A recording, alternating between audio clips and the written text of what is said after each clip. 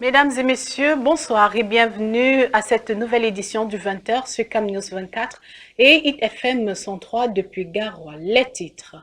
Lutte contre la fraude. Le trésor public camerounais a sauvé 3 milliards de francs CFA d'un détournement par fraude de sommes provenant des majorations d'enfants, de fonctionnaires de police et de militaires à la retraite. Sanctions dans le football camerounais. Deux figures du syndicat des footballeurs du Cameroun, Jérémy Soranditap et Daniel Blaise Ngos, ont été sévèrement sanctionnés par la commission d'éthique de la Fédération camerounaise de football pour un comportement jugé contraire au code d'éthique. Les détails dans ce journal. Mesdames et messieurs, une fois de plus, bonsoir. Le trésor public camerounais sauve du détournement par fraude une somme de 3 milliards de francs CFA. Cet argent a été engrangé par les majorations de milliers d'enfants de fonctionnaires de police et des personnels de l'armée en retraite. C'est le résultat d'un audit qui a été lancé par le ministère des Finances. C'est une opération qui a révélé de nombreuses irrégularités de procédures dans de milliers de dossiers traités. Dallas Chana et Achille Kamga. Depuis des années au Cameroun, la majoration pour enfants était devenue une véritable niche de fraude alimentée par la présentation d'actes de naissance fictifs dans les dossiers de pension. Ce système avait prospéré dans l'ombre, souvent protégé par la peur de heurter la troupe, tant au sein du ministère de la Défense que de la Délégation générale à la Sûreté nationale. En prescrivant un audit rigoureux de cette majoration, le ministre des Finances, Léopold Motazé, a manifesté un courage rare, d'autant plus remarquable qu'il a pu compter sur la pleine collaboration de la hiérarchie militaire et policière.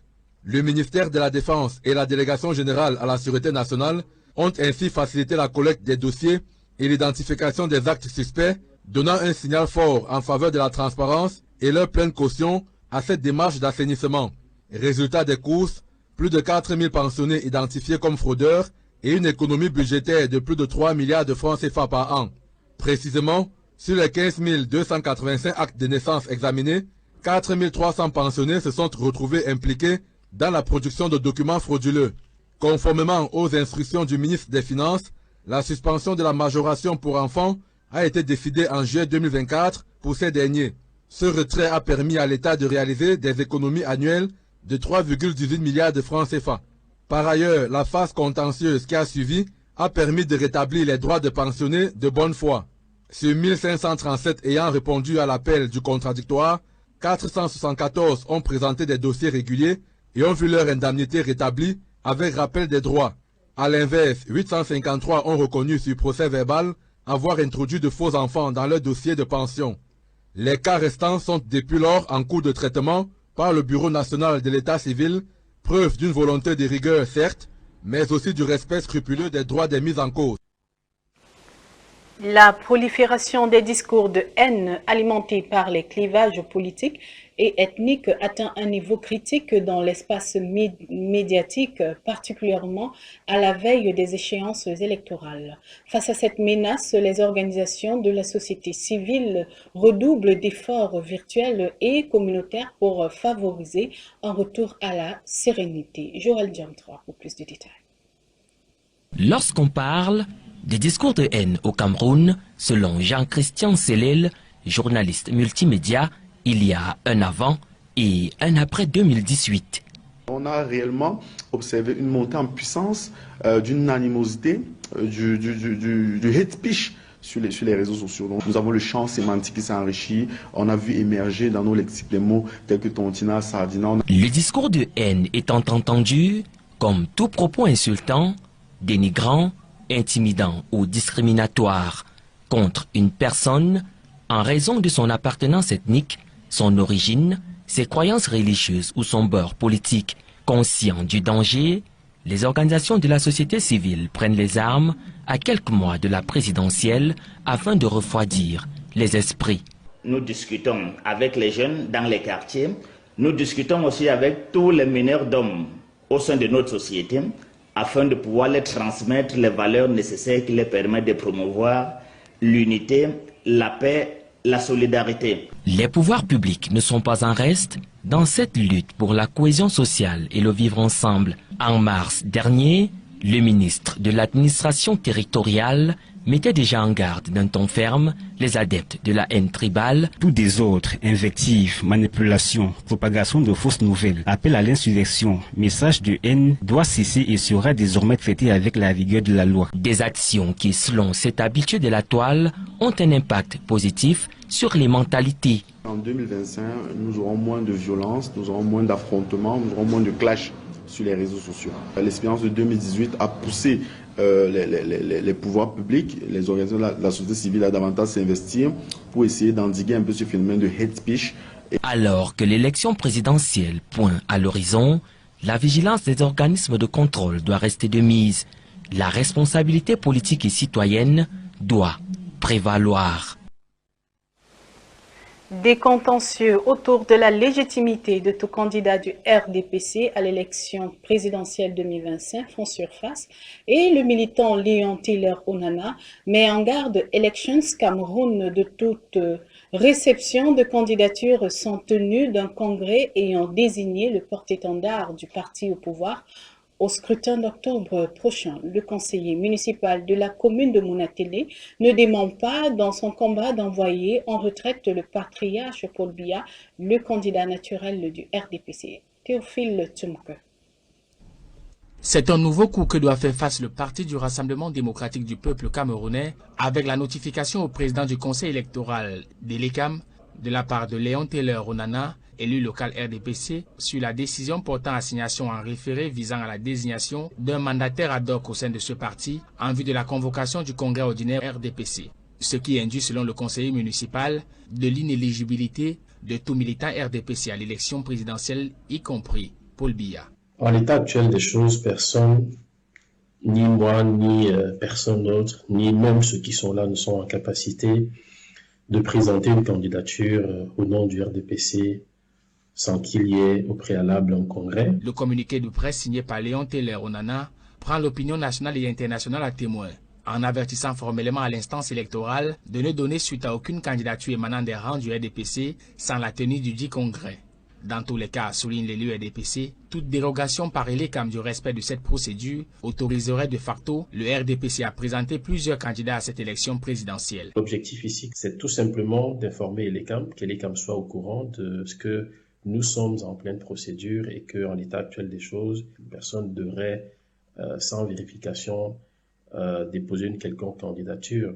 Parce que nous sommes en pleine procédure, il faudrait que la procédure arrive à son terme et que nous puissions trouver un consensus, c'est-à-dire qu'à l'issue du congrès, qu'il y ait une personnalité qui se dégage, qui reprend soit le parti ou alors c'est l'ancien président qui continue. Par cette sortie, Léon Taylor Onana, conseiller municipal de la commune de Monatélé, interpelle l'ECAM de faire valoir sa neutralité vis-à-vis de l'administration et de l'autorité politique dont ils tiennent leur nomination. Si aujourd'hui l'ECAM s'avance dans ce sens-là, c'est qu'il y a un problème. À quelques semaines de la convocation du corps électoral par le président de la République Paul Biya, les sujets de dissension interne au sein des partis politiques donnent un aperçu de ce qui constituera le contentieux préélectoral. En sport, deux figures majeures du syndicat des footballeurs du Cameroun, Jérémy Sorenditap et Blaise Ngoss, viennent d'être sévèrement sanctionnés par la commission d'éthique de la Fédération camerounaise de football, en cause de leur comportement jugé contraire au code d'éthique, notamment à son article 13 lors de la CAN 2023 à Bouaké, en Côte d'Ivoire. Les détails avec Anissé Boudier et Michel Foucault. Tout part d'un fait jugé anodin par certains. Jérémy Ditap, aperçu dans les vestiaires des Lions indomptables à Bouaké, lors du match Cameroun-Gambie à la CAN 2023 en Côte d'Ivoire. Problème. Selon les règles de la Confédération africaine de football, son accréditation ne lui donnait pas accès à cette zone. Pour la commission d'éthique de la Fédération camerounaise de football, il s'agit d'une violation du code d'éthique. Verdict, 5 ans de suspension et 10 millions de francs CFA d'amende. Pour des analystes, une sentence disproportionnée par rapport à la faute commise. En simple observateur, on se rend à l'évidence que la Fédération a pris simplement une massue pour abattre une mouche.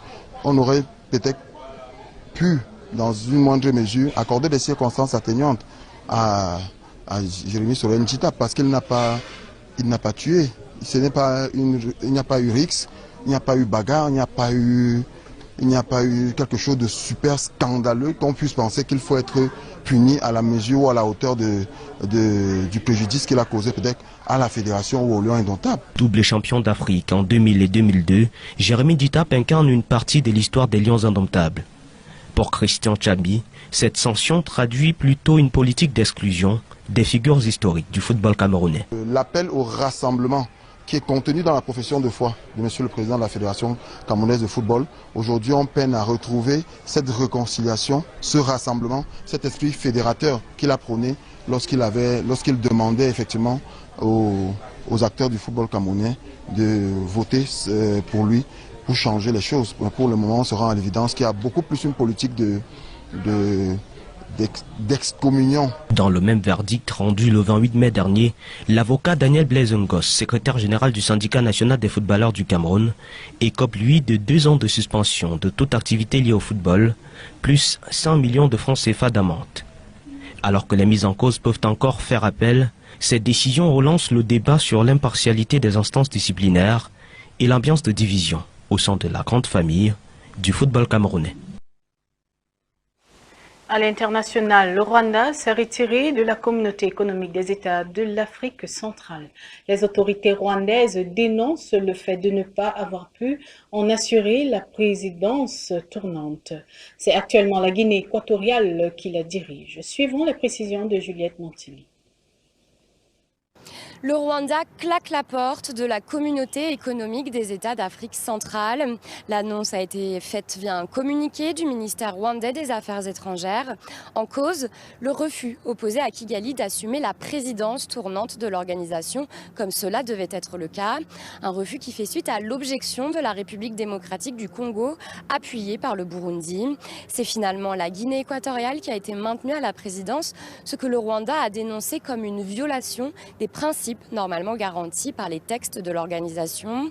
Dans son communiqué, Kigali a également condamné l'instrumentalisation de la CEEAC par Kinshasa. Tout cela illustre les tensions diplomatiques dans la région liées à l'offensive du M23 dans l'est de la RDC. Le Rwanda est accusé de soutenir le groupe rebelle en envoyant des troupes et des armes, ce que Kigali a toujours nié. La CEEAC, qui a pour but de favoriser la coopération entre ses États membres, notamment en matière de sécurité et d'économie, fait donc face à une crise alors qu'elle lance sa zone de libre-échange à partir du 30 août 2025. Pour l'instant, on ne sait pas quand ni comment le retrait du Rwanda prendra effet. Pendant que des bombardements fusent du côté de Tel Aviv et Téhéran, un volcan en Indonésie projette une immense colonne de cendres. Au moins une trentaine de vols à destination et à partance de Bali ont été annulés après l'éruption. Reportage. Une immense colonne de cendres, un champignon dans le ciel qui s'élève à près de 10 000 mètres. Un témoin filme, il est paniqué.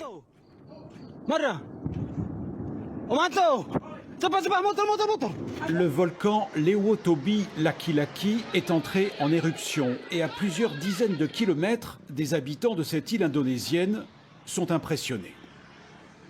C'est la première fois que je vois une éruption aussi grosse. Qu'est-ce que vous ressentez? Je suis stupéfait. Aucune victime et un spectacle saisissant. Une couleur ocre s'impose alors au-dessus des têtes. Quand il a commencé à entrer en éruption, nous sommes tous sortis de chez nous à cause du bruit. Et les autres villageois étaient-ils paniqués?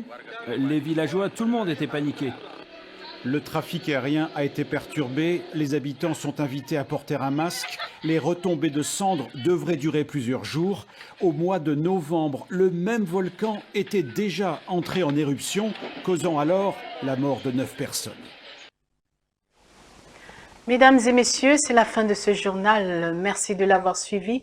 Merci pour votre fidélité. Sur ce, nous vous souhaitons une agréable fin de soirée. Au revoir.